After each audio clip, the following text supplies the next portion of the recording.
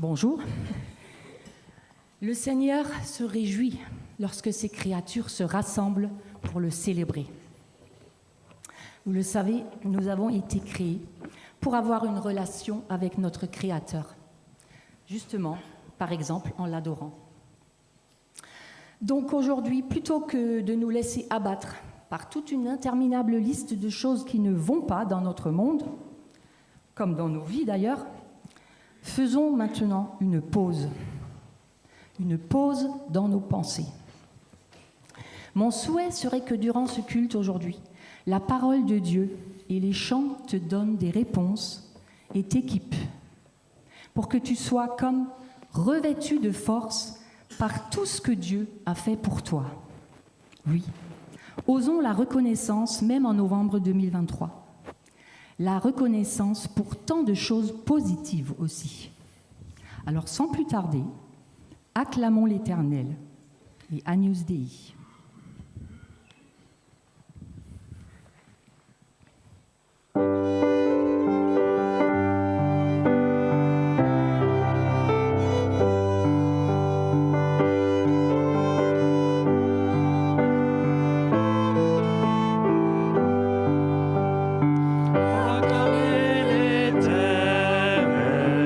Bénissez son nom, le grand Dieu d'Israël.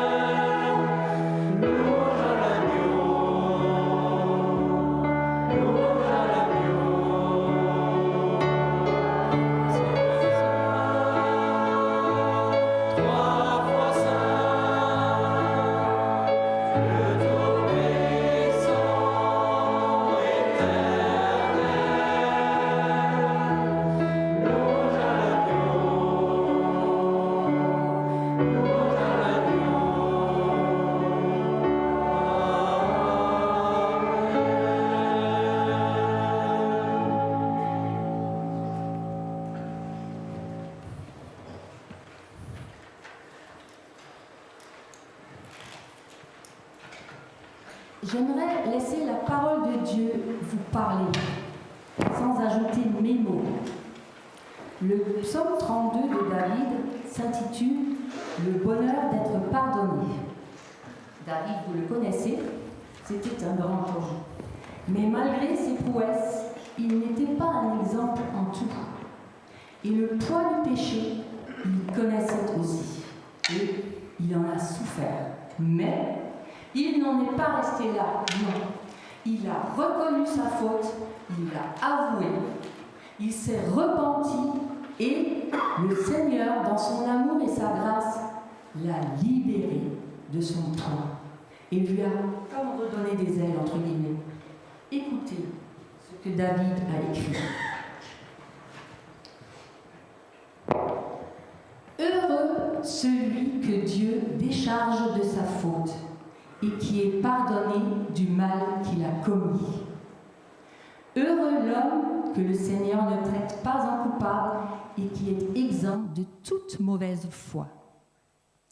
Tant que je ne reconnaissais pas ma faute, mes dernières forces s'épuisaient en plaintes quotidiennes, car de jour et de nuit, Seigneur, tes coups pleuvaient sur moi et j'étais épuisée comme une plante au plus chaud de l'été.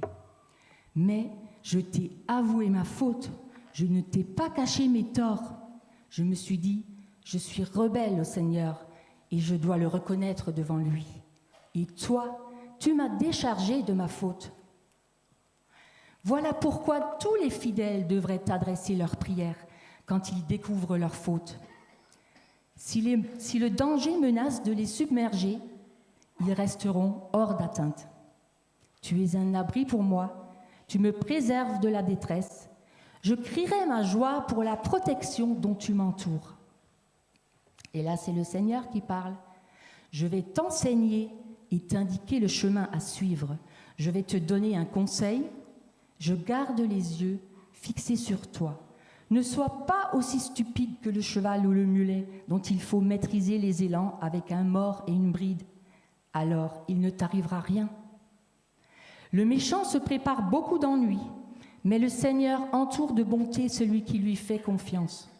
Que le Seigneur soit votre joie, vous les fidèles, émerveillez-vous, criez votre joie, vous les hommes, au cœur droit.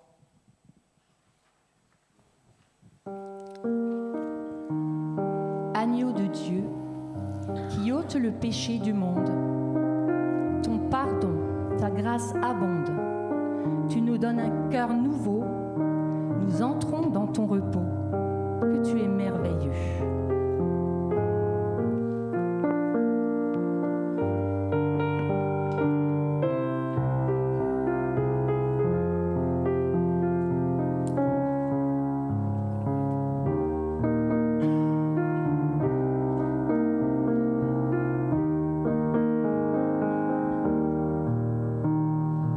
Agneau de Dieu, qui ôte le péché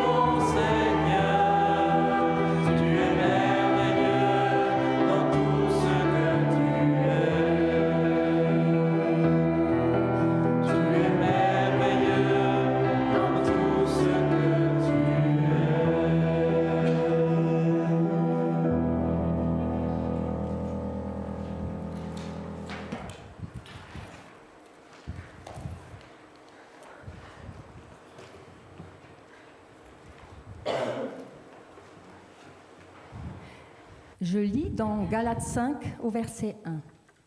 Christ nous a rendus libres pour que nous connaissions la vraie liberté. C'est pourquoi tenez bon et ne vous mettez pas à nouveau sous le joug de l'esclavage. Notre louange de ce matin, ta louange à Dieu, est aussi une puissance qui fait fuir l'ennemi. La louange libère, elle engage aussi, et bien sûr bien d'autres choses encore. Par-dessus tout, les trésors de la terre, rien ne peut mesurer la valeur de Jésus. Il nous a tout donné. Chantons 3 chants, et l'un à la suite.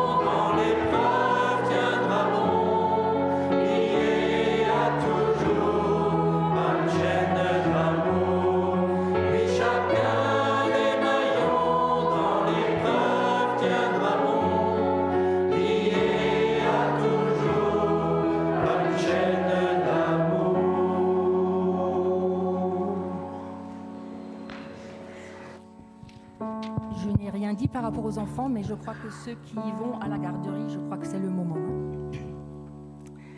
Alors que dans notre famille de Dieu, d'abord ici au Birkenhof, mais aussi au-delà de ces murs, notre Père Céleste nous lie tous par une chaîne d'amour et que nous, les maillons, soyons attentifs aux plus faibles d'entre nous pour que, ensemble, nous tenions bon quand survient l'épreuve.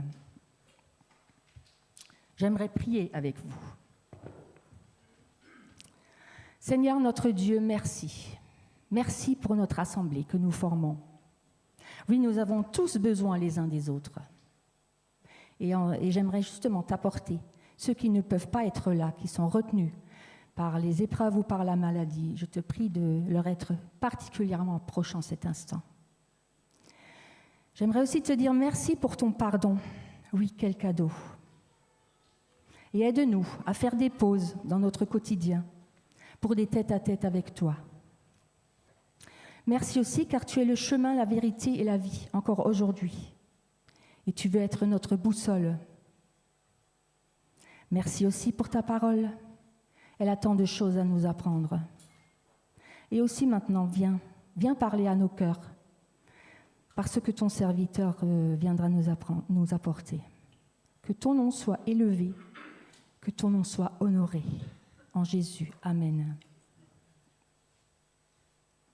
Je lève les yeux vers celui qui a donné sa vie pour moi, comme pour toi, afin que la nôtre trouve tout son sens par la grâce de Dieu.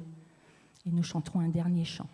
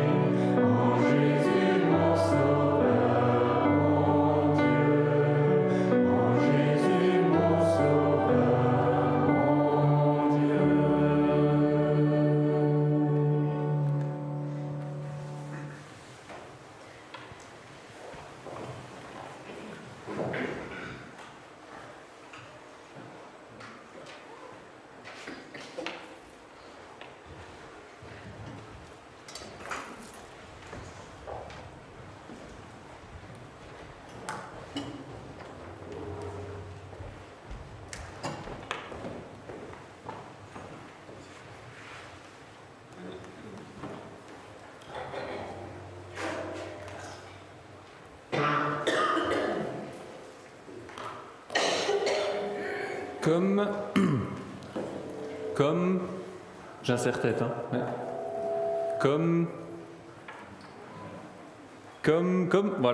Comme nous l'avions annoncé après le week-end du collège pastoral au Binnenberg, nous sommes revenus avec l'idée de mettre l'accent sur la prière dans l'Église. D'où mon idée aujourd'hui d'apporter un message sur la prière avec un focus sur la prière en groupe. Alors, je ne suis pas un expert du domaine.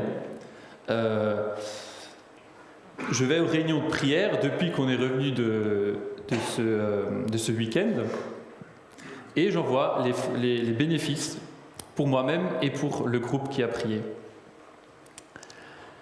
Alors, j'aimerais juste prier avant de continuer. Seigneur, je veux simplement te prier que la manière dont je vais expliquer le sujet, que ce soit ce que tu as vraiment prévu que cette assemblée entende et que la manière dont l'assemblée le reçoive soit la manière dont tu voulais qu'elle le comprenne. Amen.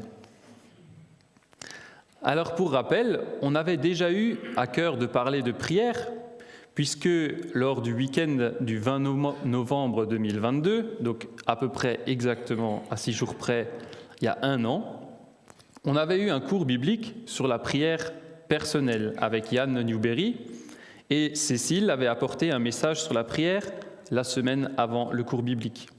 Vous pouvez retrouver ces liens dans vos mails, c'était les cultes du 13 et 20 novembre 2022. Alors quoi qu'il en soit, on se retrouve aujourd'hui encouragé par Dieu à aller plus loin sur le sujet de la prière. Et je crois que ça s'adresse à la fois à notre Église en général, par les temps de prière qu'on peut avoir en groupe, au culte, à la réunion de prière ou au temps de prière qu'on peut avoir dans des réunions, mais aussi au moins tout autant à chacun dans son temps de prière personnel. Si Dieu nous a remis à cœur de prier, c'est qu'on doit persévérer dans le domaine.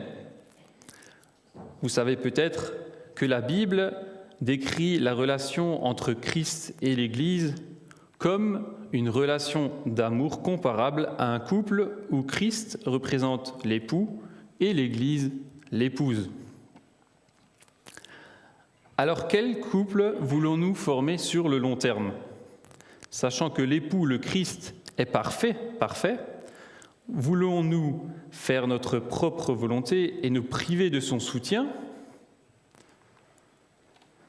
Ou voulons-nous être une Église qui prend le temps pour écouter le Christ et avancer avec lui ? À l'instant T, les choses semblent bien engagées dans notre Église par la grâce de Dieu. Matériellement, on a de super locaux tout neufs. Au niveau des moyens humains, merci Seigneur, dans la direction de l'Église, les gens s'écoutent, essayent de travailler ensemble. Toutes les générations sont représentées dans l'Église et beaucoup de personnes parmi nous s'engagent pour divers services. On a un pasteur et son épouse motivés, pleins d'enthousiasme, volontaires pour nous aider à avancer. Tout cela peut nous pousser à croire qu'on a tout pour réussir. Et pourtant, c'est maintenant que Dieu nous redemande de mettre l'accent sur la prière. Pourquoi ? Je n'ai pas de réponse exhaustive, tout au plus des suppositions. Peut-être que c'est un point d'étape pour se ressourcer auprès de Dieu après ces derniers temps riches en événements. Peut-être que c'est simplement une bonne habitude à prendre, voire à reprendre. Quoi qu'il en soit, si Dieu le demande, c'est que c'est la bonne chose à faire pour nous. Et puis on sait que la prière est un carburant pour l'Église. Elle nous permet d'être en relation avec Dieu. On peut essayer de faire sans, mais le psalmiste nous montre où ça mène. C'est Salomon qui dit ça, « Si l'Éternel ne bâtit la maison, en vain les bâtisseurs travaillent. Si l'Éternel ne garde pas la ville, en vain la sentinelle veille. Oui, il est vain de vous lever très tôt et de vous coucher tard et de vous donner tant de peine pour gagner votre pain, car Dieu en donne autant à ceux qui lui sont chers pendant qu'ils dorment. » Un commentaire donne l'explication suivante de ce texte. Il y a 2 façons de construire une maison. La première consiste à se lancer dans la construction en se conformant au plan que l'on a soi-même établi, en se fiant à son propre savoir, à son habileté et à ses moyens financiers, puis à demander à Dieu de bénir l'édifice achevé. L'autre solution, la deuxième, c'est d'attendre que le Seigneur ait donné clairement ses directives, et après seulement de se mettre à l'ouvrage, en restant consciemment dépendant du Seigneur. Dans le premier cas, le projet ne dépasse jamais la chair et le sang. Dans le second, l'ouvrier contemple avec allégresse joie Dieu qui agit en pourvoyant aux besoins et qui fait concourir toutes choses au moment opportun. Des circonstances qui n'auraient jamais pu se produire par le hasard finissent par arriver. Et de conclure, cela change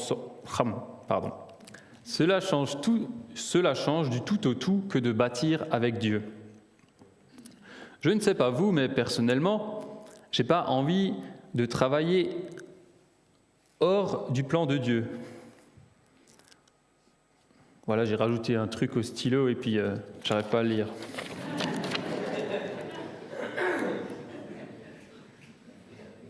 Ah voilà. Je ne sais pas vous, mais je n'ai pas envie de travailler hors du plan de Dieu, parce que la Bible dit que ça équivaut à travailler pour rien. Ça me semble être une meilleure position de suivre le plan de Dieu, de suivre le plan de travail de Dieu et au passage d'être émerveillé par sa puissance. Alors, la prière est au cœur de cette réflexion, puisque prier nous permet de communiquer avec Dieu. Si on choisit d'avancer avec Dieu, la prière est un incontournable, puisque c'est le seul moyen qu'on a de communication avec Dieu. On peut lire beaucoup de choses sur la communication, mais c'est seulement quand on se met à communiquer qu'il se passe quelque chose. Communiquer avec Dieu, c'est établir la relation, entrer en communion, parler, écouter et souvent se laisser transformer. Pourquoi on doit tous prier et pas qu'une minorité ? Pour participer à l'œuvre de Dieu dans cette Église et au travers de cette Église. Admettons, si personne ne prie, c'est sûr qu'on va dans le mur et heureusement on n'en est pas là. Mais maintenant, si quelques-uns prient, ils vont inspirer une bonne dynamique, mais les autres vont parfois se sentir tirés, et quand il faudra faire quelque chose, notamment. Les avis divergent plus facilement parce qu'on n'est pas tous alignés devant la même ligne devant Dieu.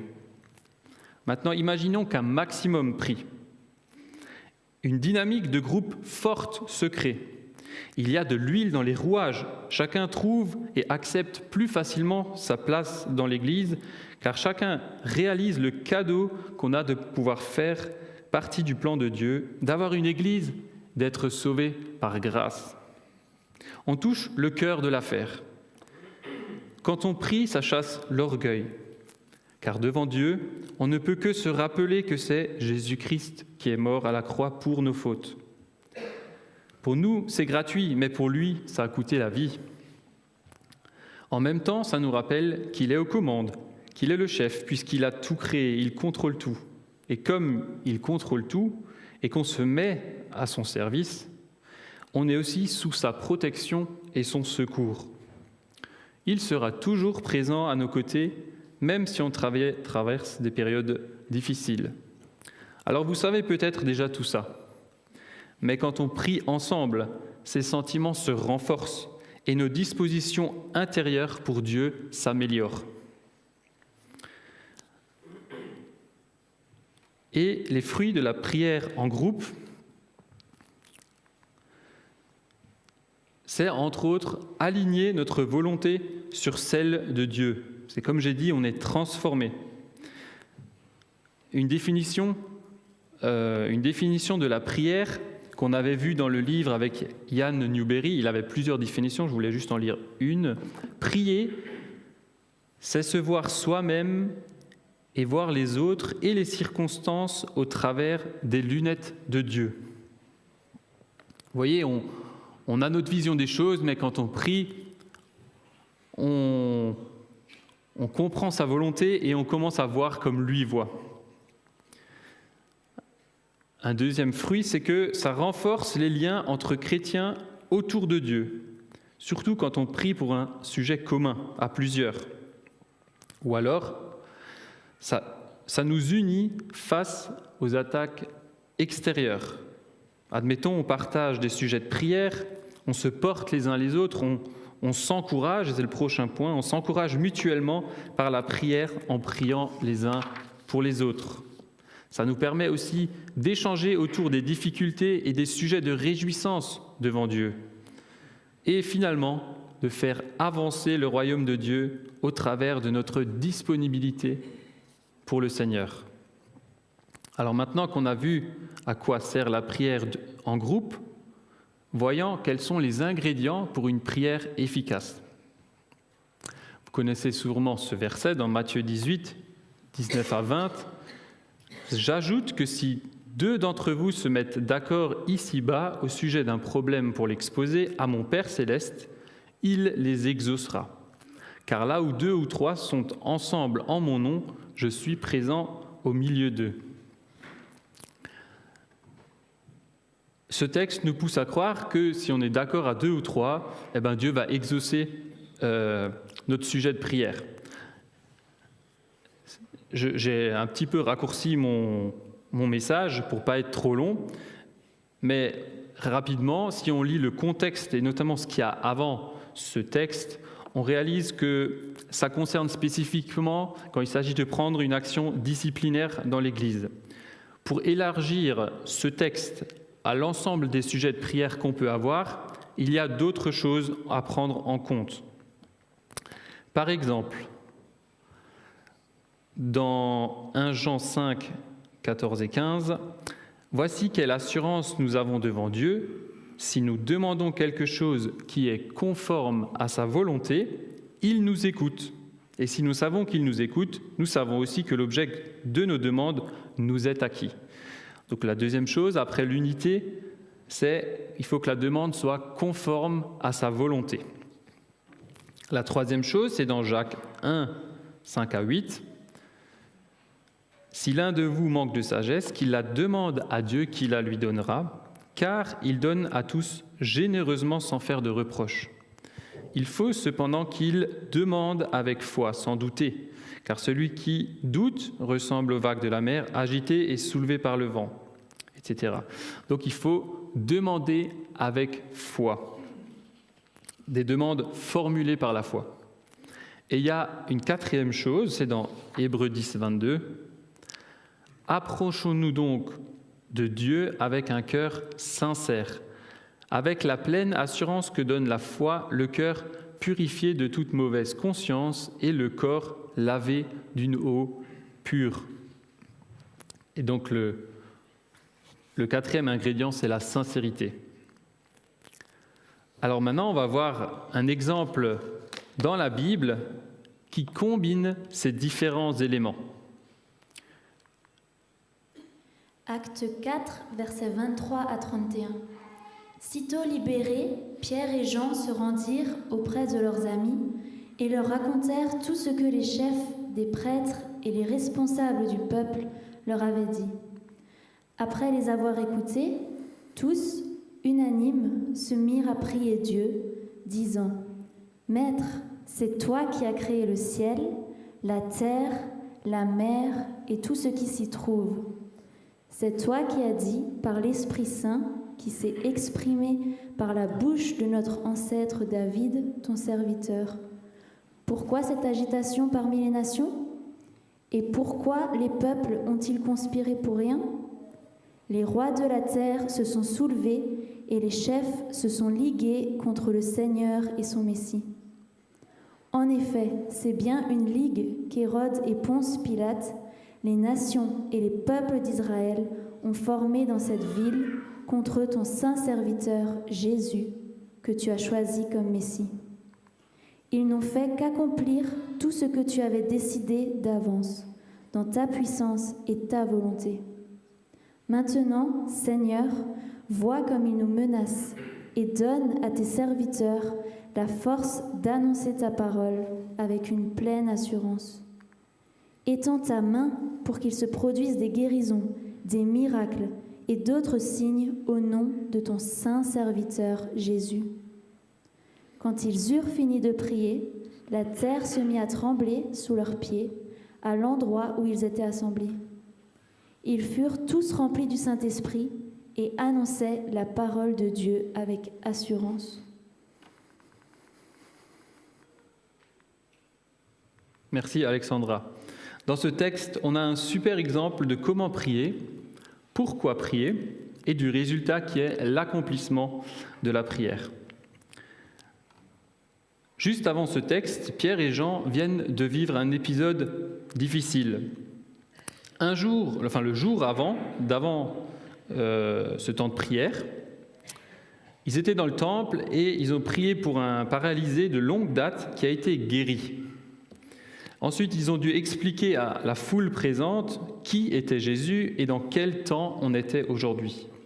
Ça n'a pas plu aux prêtres qui les ont arrêtés et jetés en prison parce qu'il était déjà assez tard le soir et qu'ils ne savaient pas trop quoi faire. Ils ont mis en prison.